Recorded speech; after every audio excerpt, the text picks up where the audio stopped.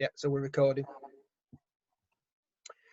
So, thanks for coming on to our webinar. This is our the Marketing Optimist Sandwich course. Today we're speaking to Mel Parker from Graft Talent. So obviously, with everything that's gone on around the event, anyone who's a Mitchell & Webb fan will know what the event is. There's a lot of uncertainty around jobs, a lot of uncertainty around what the future holds. Mel is an expert recruiter I've known for a long time. Even before I started the Marketing Optimist, I've known Mel. So it must be 10 years, Mel. And so Mel is one of the loveliest, nicest recruiters I've ever met, and she's got a heart of gold, but she's very straight talking.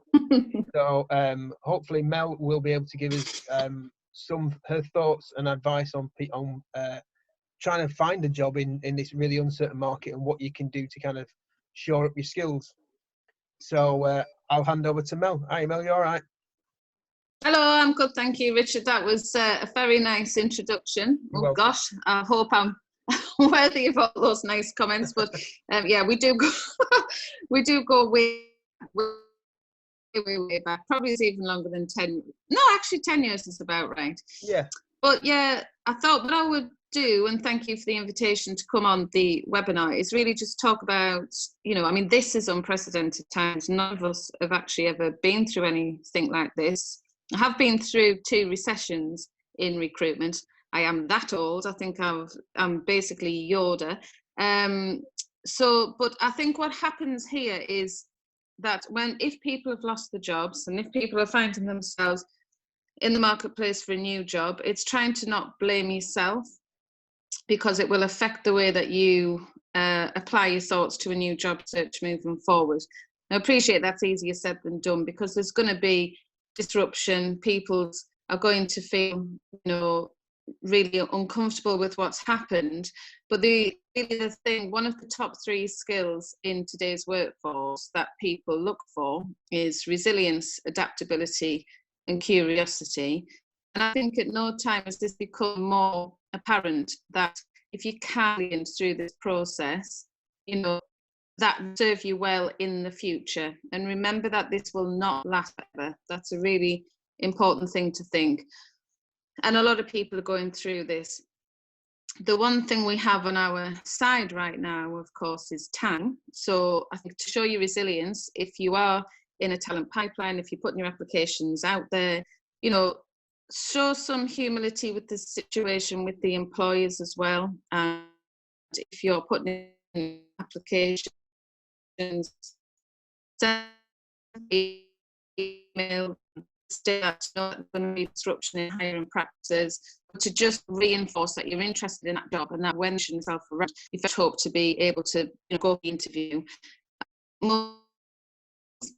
At the moment, are the ones that are in the family do have a whole, so it does make the markets quite tricky.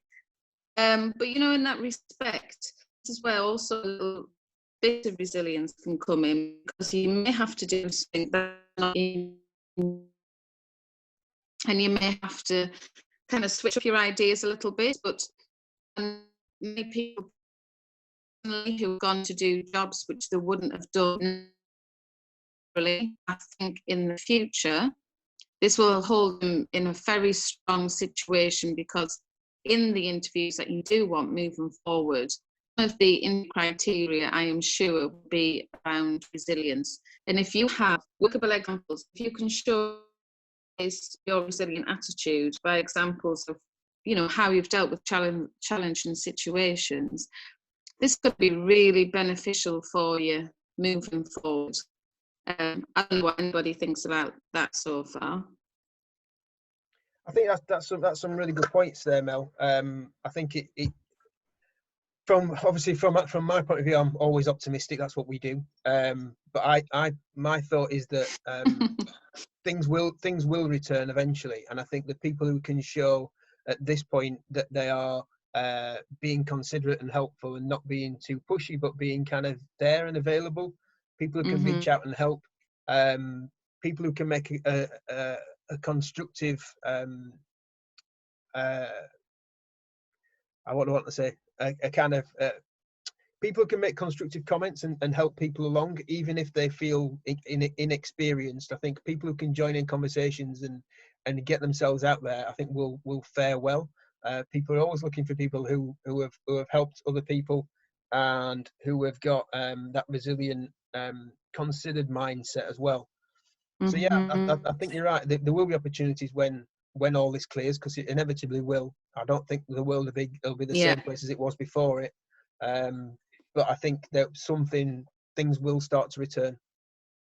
Well, I think the interesting point about that, Richard, is remember we're not in a recession. We're not actually in a financial downturn until this happened, which means that recovery should hopefully be quicker. I mean, Leeds was experiencing a real palpable channel being reducing that's never been stopped effectively. All that will create, dealing with the medical pandemic, going to have an business. But people were in a place before this, so hopefully companies have reserves. We shouldn't spiral into recession.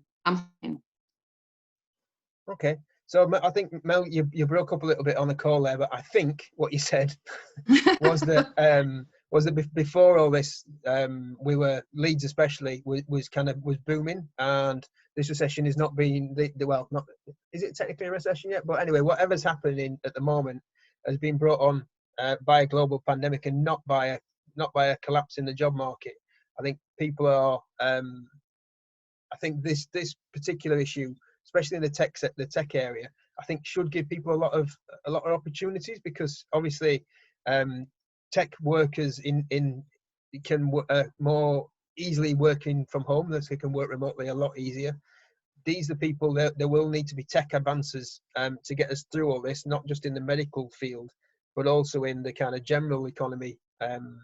So tech workers in particular have got an advantage, and I think the fact that things were booming means that the recovery should be a little bit easier. Was that a decent paraphrase of what you were trying to say, Mel? Yes, absolutely. Very well.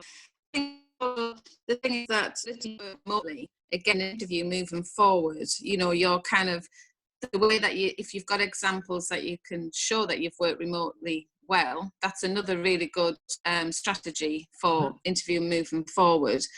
Because I think from now on that our working life, as we've come to know it, after this will shift significantly.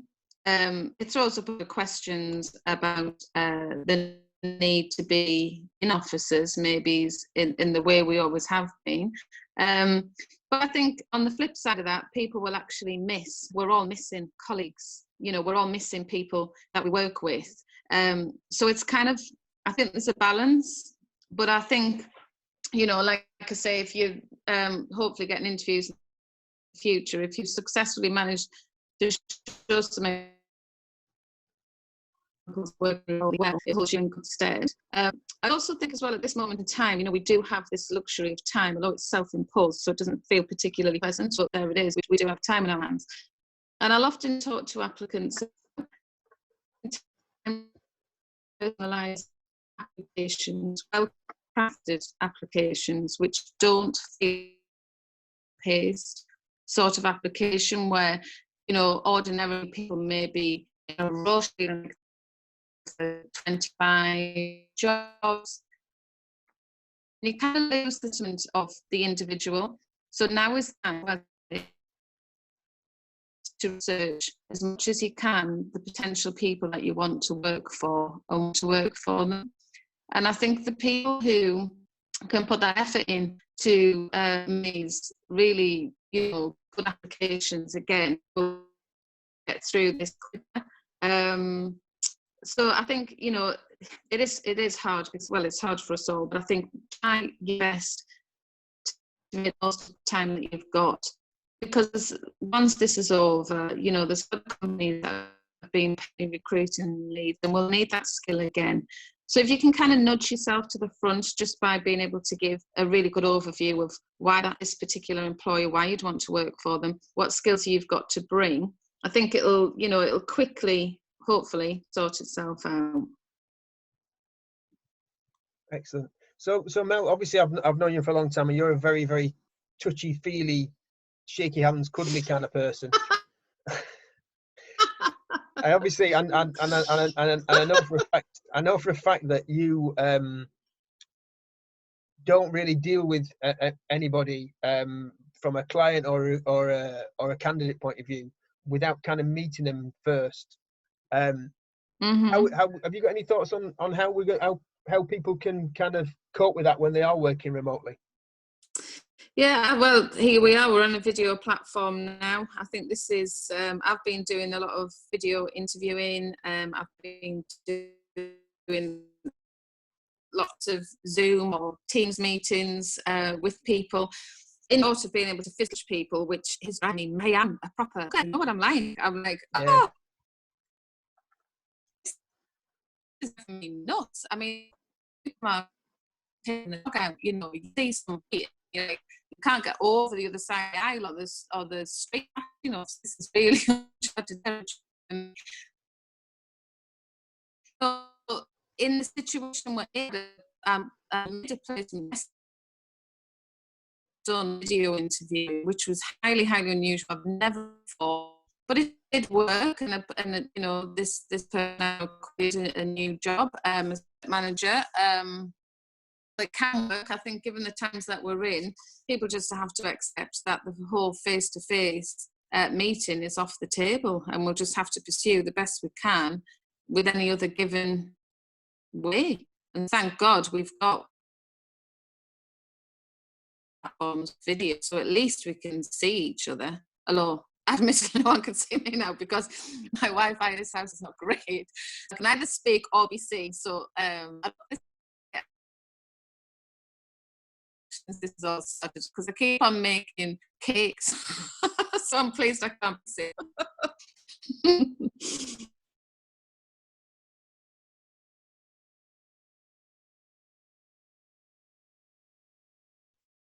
Yeah. If people want to, I had to mute myself then. If people are, what's the kind of, if you had to give me 3 things that you think I should do to kind of get ready for a new position, what would they be? It would be personalise your applications for whichever employer you're hoping to put an application in. It gives you time to be creative, to think outside, to think differently, instead of just thinking, okay, I'll do, you know, send my CV in. You know, the good old-fashioned art of a really good quality cover and letter is good. If you are creative, clearly you'll be sending your portfolio along. But for non-creatives, there are other ways. This is the time as well, whilst we have we may want to let an employer know about anything additionally you've been doing to keep your skills to the fore. So whether that be, you know, doing a course for Google AdWords, SEO, anything you do on Udemy, anything you're interested in, even referencing business books like my talks that you're listening to, and try and find synergy with that particular employer. And because that will, you know, a lot of people respond to that obviously in a positive way. So that'd be the first thing. Second thing would be, you know, to write a letter or an email to companies saying that you understand there's going to be hold-ups and disruption, but that you're very much interested, and as soon as the tap effectively is on, that you're ready and you're able to an interview with them. And thirdly, you know, this has nothing to do with probably applying for the job, but just don't burn yourself. You know, this is tough times. There's nothing normal about what we're going through. Everything is disrupted. But also to look after yourself and, you know, to kind of be kind to yourself. Try not to blame yourself, because no matter how we pretend we are, really secretly people start to beat themselves up and think, what could to change the course? Well, nothing, quite frankly, because none of us knew we were going to be stuck in the middle of this. I mean, it's like something out of film. You know, so I not to blame yourself, and just know that it will get better. And, you know, just accept that, you know, although we can push and we can try hard to make things happen, there is going to be delays, and just try and accept them for what they are and don't blame yourself. Cool. So I've got a message in from Chris, who's the other side of Leeds. I like pretending it's a radio show. And he just said he's got a question just regarding recruitment from a candidate's perspective. And Chris says, it's regarding how to make your CV unique. It's hard to cut through and not replicate the monotonous I'm a this and that self-starter, because after this is over, it's going to be more important with more individuals looking for work. So I guess how would you make yourself stand out and not sound like the normal? I mean, I receive CVs every now and again, and they do all go, I'm a normal self-starter, I'm a team player, the normal cliches, because that's what people got back on. How would you say they stand out? Well, this is where this time comes in. When I was talking before, making really personalised applications for crafted ones, there are standard terms that being dropped into CV. So just it and almost like list a band the words, which are pretty, you know, about them, and make it your personal profile should really be very, very personal to you. You know, you're not meant to sound like a Dalek saying I am a team player. You know, trying to achieve in this job search and make it feel a lot more personable. And if you go onto the company's website or the company you hope, or try and like key in a little to their language, so to create some synergy from their language. Do you think most companies have got the Graft we talk about finding the exception? And what we mean by that is finding people who have that very curious nature and don't just leave the skills to go static. You know, they're doing things on Udemy, they're doing the thing for short courses, just anything with continued professional development. That really helps when you try to make a really good CV, because it's just something else that you've got to talk, which isn't the norm. I hope that helps. Yeah, no, that's cool. Chris seems pretty happy with that one. That's excellent. Okay, so I think we've nearly done the half hour. So Mel, is there anything else you want to pick up on that we've not mentioned? No, I don't think so. I just wish people well. If anyone needs any advice from me, then please just get in touch. I'll do my best to help you. I am still hiring, but as I've mentioned, there are sort of disruption and delays, but they won't last forever. And everyone just try and keep your head up. You know, this is just really, really difficult times, and I just hope that nobody's suffering unduly through this. But if you are, just reach out to people, get involved with stuff. You know, the internet is full of webinars and courses, and I don't think I've seen a better time to kind of submerge yourself in learning and personal development. So just distract yourself, you know, it will blow over. If you come out of it more resilient, having learned some things you didn't know before, then that's a plus point. It's kind of like just pretend we're children and we're on our 6th holidays. I've got that double with the kids at home already. So. Yeah, I know, me too. As I know you will. But all right then, guys. Sorry, Mel. Thank you for your time. No, you're welcome. All right. Thanks a lot, guys. And I'll speak to you all later. Thanks a lot. Bye-bye. See you later. Bye. Bye.